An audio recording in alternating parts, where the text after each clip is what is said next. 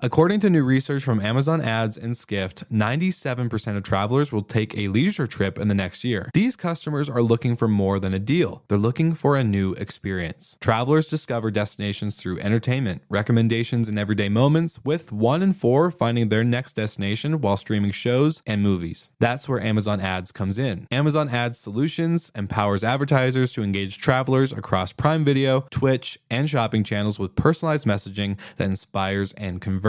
Ready to transform your travel marketing? Visit advertising.amazon.com to learn more.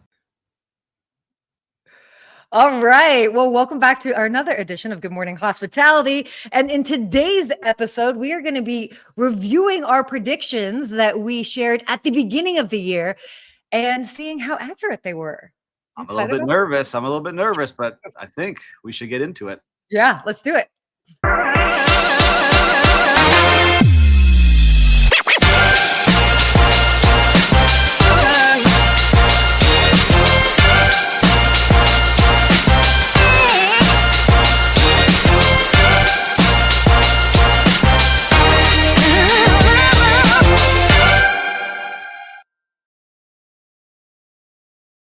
Dude, I am loving that new intro. I'm into it, right? Good morning, Sarah. I like that. We had the beat. I was jamming in the back. I love the new music. Beatboxing Sarah. You're not watching. We're seeing it. I'm sorry. Oh my gosh. So 2 weeks. I've missed you for 2 weeks. I know, it's crazy. Because you were gone one, I was gone one. So tell me. Like, how have you been? I saw you've been traveling. I know you did a lot of traveling. You texted some not so great news. I was just laughing as I was sending Sarah a text yesterday, because as we all know, if you listen to this show, Sarah is really the ambassador for all of Delta, and she loves Delta Airlines so much. I was like, you know what? She influenced me to travel on Delta, and I took 6 Delta flights in the last 10 days, and every single one of them delayed. How much were they delayed? Some a couple hours, 30, 40 minutes. Weird. I had to do a Home Alone sprint through the airport. Oh, in Atlanta? In Atlanta. Oh, well, now that's that's like a rite of passage. Terminal A, sprinting. Oh my God. Like, you just made it. I felt like Kevin McAllister, where he hits the gate agent and all the tickets go flying right when I got there. You sent me that text yesterday, and it made me so sad because you know, you don't even work there. I was just messing with you, and I was like, "Oh, she's gonna take it to heart." Like, I can't. I was so sad because I was like, first of all, like we all know, like so many factors can go into it, you know. And I'm like, I've done like over 80 flights this year, most of them with Delta, and I only had 2 that were slightly delayed, and they were recently actually over Thanksgiving. So I'm like, I don't know if it's because it's like right now. I mean, I even have like a tracker that tracks how many hours I've been delayed, and it's in the entire year, in over 80 flights, I think I'm only at 5 hours delay, which is not very high. But I will say, I did like the Delta Lounge in Atlanta, where I got to hang out twice. Very nice. The one in Miami is good too. So I like their lounge. I get to hang out. So I look at the positives, and I got to get in there. They were rejecting a lot of people, and they rejected one of my business partners who, like, no, you don't get to come in. You didn't get enough points. Oh, on his American Express. So it was interesting to see, but got to travel a lot these last couple of weeks. I was in Asheville, North Carolina yesterday. And in the city of Brevard, a little town outside of Asheville, staying in some tree houses, which could become one of our next projects. Love it. Man, being in nature with a river going, a chilly 30 degrees, a little fire. Wow. I slept so good. Amazing. Nice. I haven't had that experience before. Nice. Really, really good. So I want to do more of those. And I hope I can bring that to people as we continue to grow our brand. But yeah, it was awesome. And what about you? I haven't seen you in 2 weeks. I know. I was visiting my mother and my family in Pennsylvania. 2 weeks ago, I did the show from Pennsylvania, which was lovely. And yeah, I mean, I've been laying low a little bit, wrapping up all. I have, you know, for those that know, I mean, all of us, like we all have a bunch of projects, but it's been like laying low. Let's just wrap up all of these end of year projects. So we can kind of start the new year with a clean slate. And so it's just been at home working hard on that. I wish it was more exciting, but that's all really. All right. Well, listen, you always are very excited. I think you need some time to decompress, which is Into good. it. But we've got a lot going on this show today. Yeah, we do. And we don't really, I don't remember our predictions, but I know Will, our fantastic producer, has been hard at work. Will's in the Can't background wait. clipping our predictions. So I'm not sure if we're going to look like Nostradamus here or if we're going to be embarrassed. What do you think? I think it's going to be a mix. I think it's going to be a mix. So yeah, all right. So should we get started with the first prediction? Let's get in there. Let's get into the first prediction. Let's see how we did. There's something I'm seeing and actively working on too. So this is where I think could be interesting. Is I'm going to say unique and boutique properties I like that. Continue to grow and be the places people are going to seek out. You and I both spoke at the Select Registry conference, and we saw a lot of those bed and breakfasts. Yes. And I was actually so inspired that I reached out to them. I said, I want to interview like 5 of them and put a story together about these bed and breakfasts. That's great. Yeah, absolutely. Yeah, because especially the one that we gong in and gong out on, like that's where we get that from. If you've been watching our show, but I think these unique and boutique places will be what people seek out. And I think we already started seeing a little bit, but the big brands will get more and more involved in these by buying them up. Right? Sure. We saw some of the outdoor experience stuff happen. So I include the unique and boutique in the outdoor hospitality. I think that will continue to go. And now I should be able to start sharing some more soon. But we got the approvals to do the project I've been trying to do, this micro resort on a farm in Miami for a while. Very cool. I'm leaning into this myself. So not only am I talking about it, but I'm actually going all in on it as well. So I love that. Okay. Oh, you know, I think that was correct, sir. I think that was a good one. That was a great one. By the way, I think we both aged pretty good this year as well. Looking back 1 year ago, I feel way more handsome today than I did in that one. Oh no, my hair was on point in that one. So I was like, okay, we need to go back to that. All right, but I think a very good prediction, unique and boutique. We saw a lot of these brands, big brands, buy up companies this year. And I wish I had them in front of me, but I know that Marriott bought some of these brands. We talked about Hyatt, and Hilton did it as well. It's amazing to see that was a good guess. And then I talked about the project on the farm. We signed the lease since then. Exactly. We're now building. We raised money. Construction is going to be starting here soon. All right. I like that prediction. That was a good one. And so what do you think? We've talked about this a lot this year, didn't we? On unique and boutiques.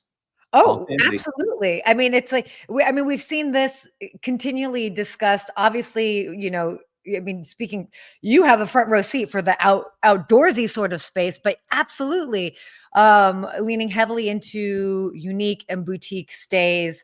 Again, the big brands totally following through. So well done, my friend. Well done. You hit the nail on the head with that. Well, I'm excited to see what the next one is. I think, Sarah, you're up next. And let's say good morning. Let's say good morning to a couple people. We got Paul. Here.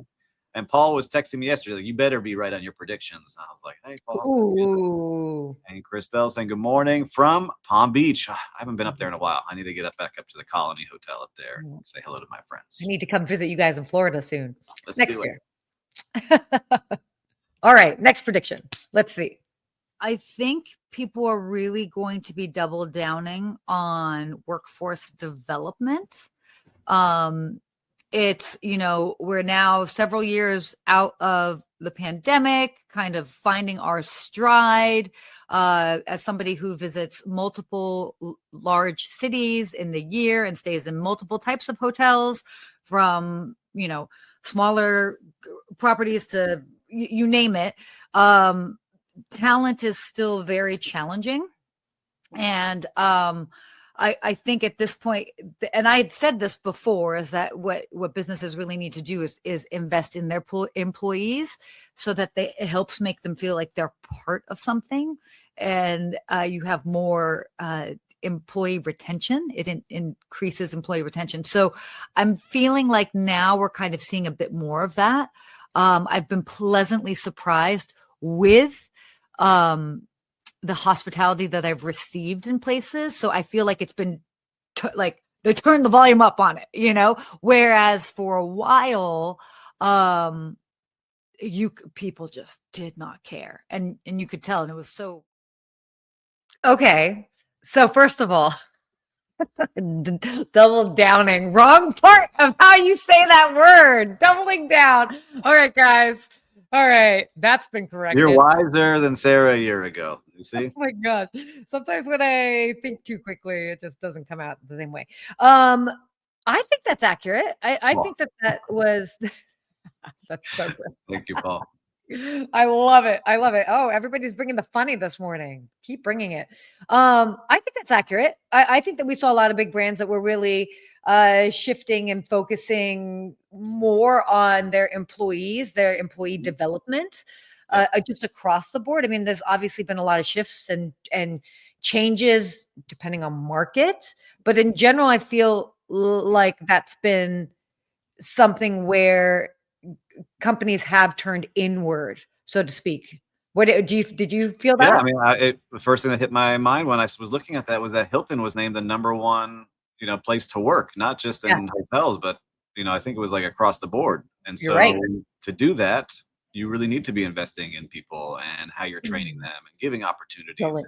We talked about these a couple times this year with Marriott doing that, and how you develop young leaders and how you give them these opportunities, and all the benefits that kind of were taken away are now coming back for people to be able to travel and experience. That was one of my favorite things that kind of went away, but now coming back was that you could go travel to all these hotels and not have all these blackout dates and restrictions, and you can go see things for employees. So for me, I think you hit it.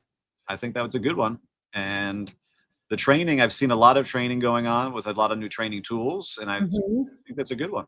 I really think we hit it. We got Kate joining us again. Kate, good to see you from Charleston, South Carolina. Welcome back, Sarah. I think you hit it on the head with workforce development. She's been pleasantly surprised by retention efforts, and Kate is she's our reporter on the streets, I like to say. She's always giving us good feedback. True. We love it. Yeah, I've seen it too. I feel like there is less, I won't say less stress, a different stress now. Before it was really like we're overwhelmed, we can't handle these things, and there's still like that in some hotels that I walk through. But others, you can feel like a little bit better. They're more staffed. They have these friendly faces, but still mixed. I think we still have some work to do. There's definitely been a shift. I feel in just going across the country, some employees feel happier in general. So whatever's being done, employees definitely feel happier at work, whether they're getting more of a work-life balance, whether they're getting more perks at work, whether they're getting paid more, whatever it is. In general, I'm feeling that staff is happier, and that's a good thing. All right, I like it. Let's see what the next one is. I'm nervous now. These got me nervous. I'm nervous. So a big trend I think will start to really take off this year is truly embracing AI and automation in a lot of heart of house areas. Okay, sure. I was playing with a couple of tools, and it's sad to say, I think a lot of jobs no one likes saying that they're going to get replaced when they're at the properties and the companies, but those jobs will get replaced. They may not fire you, but if there's a job opening, I think that a lot of like the directors of purchasing positions and people who do a lot of the inventories manually and all these things that have been like checklists and papers for the longest time. I hate saying it to a lot of you, all of my friends. I think you got to pick up some new skills or learn how to use this very quickly because it's putting the power of ordering and inventories and these things that would take hours and hours and hours at big resorts where you can do them in seconds now. And so I see that happening, which is good because you become way more efficient. Right, it keeps the cost down for hotel guests traveling, so the rates don't keep going up. Is the hope, right? You get more efficient and don't have to have so many expensive salaries, and things can do more for service. But I see that in heart of house areas. I've seen now 3 different companies that are growing. They've raised money. They're getting a lot more hotels, and those hotels are making those changes. So I think the AI and automation will now be getting used because even last year, asking people if they were using any AI tools, they'd be like, kind of. Like I used. Okay. Yeah. I think, man. Hey, Junior, good to see you. All right. My prediction from last year, I'm pretty impressed with how many people now are using AI tools because last year you walk into a room and you would have a quarter or half, and now you'd be surprised people haven't tried something, and it's built into everything now. It is. It is built into everything. I was just using our new revenue management tools, and it gives me AI updates. And here's what you should be looking at, and here's the trends. And I know in hotels they're using it more and more for all different kind of things. And that was really what I was excited about. Not replacing people; it's getting people back on the floor, so they're not spending all their time in the office. But the other thing we did see, and we covered a couple of times, was all the layoffs at corporate places, right? And the corporate positions, you have too many layers now, and those things, oh, there you go. Travel jobs hit by AI. You have too many corporate roles. You have too many repeatable things that now you're powered by AI. You don't have those jobs. So I feel like I was pretty on point. I don't know. I just really, but we were talking about this backstage. There's a lot of AI slop now hitting the airwaves and getting on. There is. Social started annoying me. And I thought we were having some predictions this show. I have some predictions for next year. But let's see this. Travel company citing or implying AI-related layoffs. You see it. Lufthansa, gigantic, Booking, TripAdvisor, Expedia. It's coming. Like it will continue to only to speed up because it's doing so many more things. I see it in my world. It's using it every day. If you're not using it every day, you need to be, because you're going to get left behind. So I still believe it. And so Christelle's saying, looking forward to the new Nora Hotel in West Palm Beach, a 200 property with as their new GM. She's amazing and true believer in workforce development combined with the use of AI. Can't wait for the fall of 2026. Yeah. We have to maybe make a road show. Oh, wait, what is this that Junior says? The full autonomous hotel in Vegas? Well, I'll be there later next week. So maybe over the holidays, I'll check it out, Junior. Thanks for the tip on that. That'll be interesting. So being happy holidays to you as well.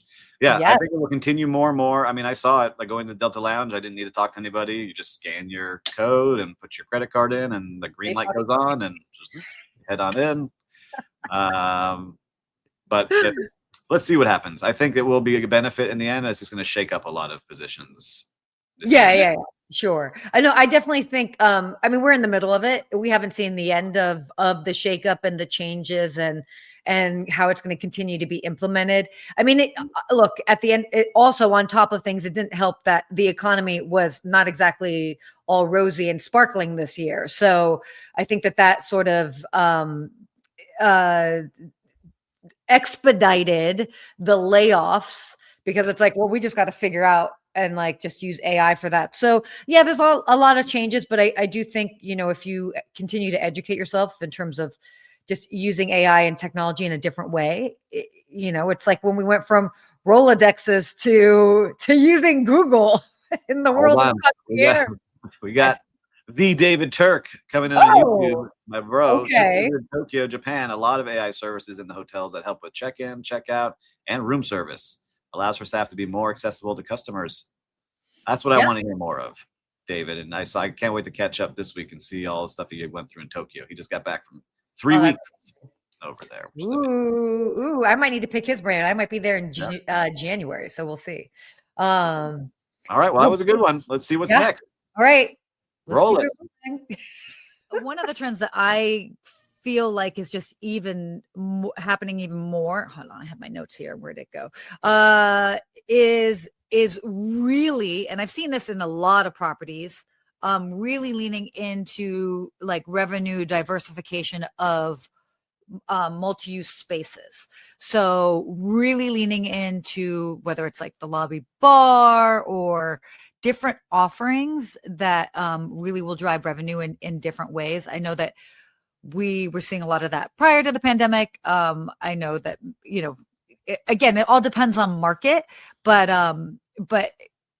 again, it's also an element of leaning into this other trend that we've just seen, and arguably an overused word, but it is what it is, experiential. And really for hotel owners looking and being like, how can we make every inch of this property an experience? So it's not just the room, not just the pool, not just the restaurant, but like, how can we really just like raise the bar all the way around? You hit it. Yes. Well, here's the thing. I don't know if that was necessarily a groundbreaking prediction. But yeah, I mean, we've definitely seen more of that happening across the board, and we're going to continue to see more of that.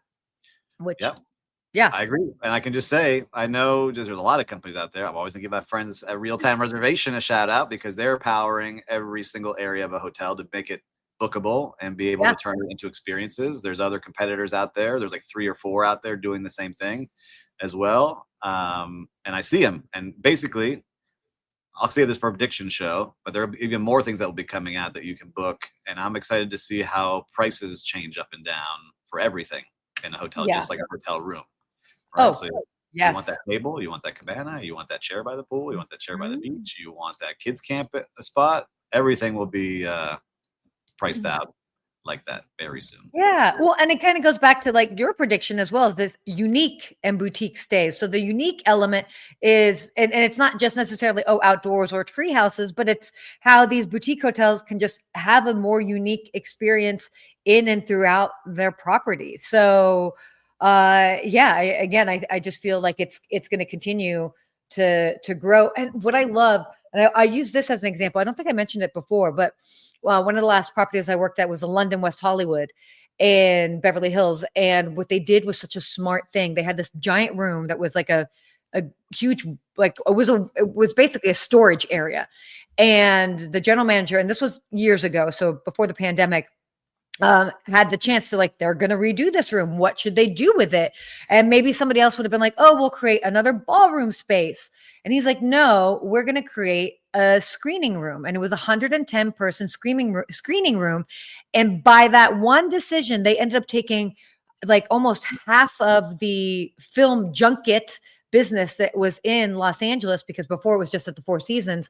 Now people had options. And because they had 110 person screening room, that was also very different. So point is, know your market, and you can use the space so wisely, and it can be a complete game changer for a property. I like that. You said screening room. Yeah. And you also said screaming room. I think we need a screaming room in certain hotels. I would walk in there. Screaming room. I would scream in there and just be able to maybe smash a couple of things. I like that. Good job, Sarah. New idea. Yeah, there you go. All right, cool. Let's get to our last one here, okay? But we talked about this in a prior show, and I think this will continue more because I find myself doing it, is that revenge travel 2.0, where people will continue to book bucket list experiences and luxury destinations. You see more and more luxury hotels being built. There's so many on deck to be opened in unique places, and people are already booking up these places and getting on wait lists to go visit them, like in the deserts. And in Miami Beach now, we have all these ultra luxury places that are scheduled to open in the next 12 to 24 months, and they're already starting. So it's really amazing to see that people are still spending on the right places, right? They're really willing to spend it on the right places. And I'm doing it this year. And my brother's getting married and happens to be in Buenos Aires, but we're planning a trip around that. So we're going to go down there, see what's going on in the other areas around there. I love that. I would normally do. Wow. It's a new one. It's funny. I was very excited. My eyes were big about that one. So yeah, I think we hit it on that one. I feel like I did a lot of that. I traveled a lot this year. You went to a lot of cool places. At least on this show, we did a lot of that. But we could see every time we reported what category was the category that was doing the best, Sarah. Do you remember what category of hotel room?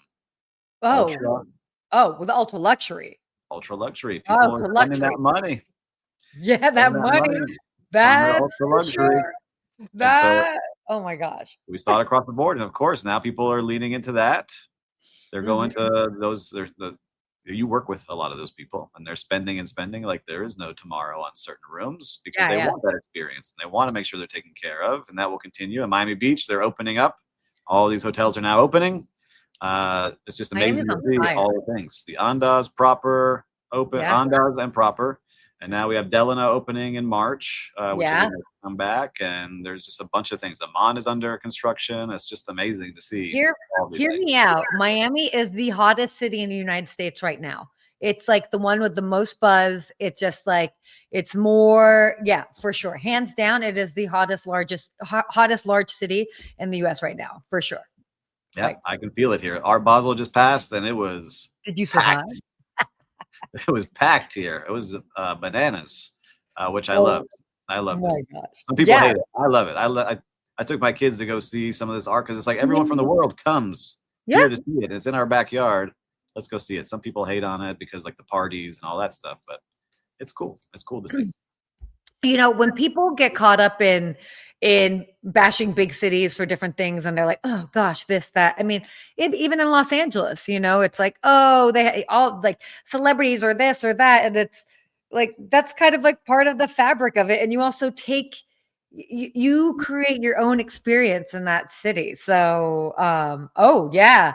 Is it, Musically, yeah, Steve? F1 World Cup. Yeah, I know this place is rocking, and it's going to continue with the holidays coming up now too. It's even more bananas. No, it's crazy. But I think I know this is a little off topic, but those bucket list things, like I'm already seeing it. World Cup, like we manage many vacation homes. All of a sudden, they announced the World Cup games. Yeah, right away. All of our homes started booking up in June. That's so we started amazing. raising the prices up. It's amazing to see how many people are coming. Good. And we were prepped, but it's just amazing. People are willing to spend on those experiences that they can share and have those memories. And shout out to David, who's I know watching. We had a great time in Buenos Aires for your wedding, which was a one-of-a-kind wedding. So it was amazing. That's awesome. Yeah, Buenos Aires is always an amazing, incredible destination. Yeah, I think we did pretty good with these. I think we did great. Now I'm nervous. Like, I don't know if we can go back-to-back years making such good predictions. We did really well.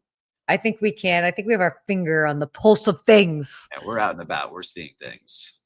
And now that I've been in the airports a lot these last 5 months, 6 months, I have some prediction on the airports. I'm seeing a lot of construction in these airports. Yeah, for sure.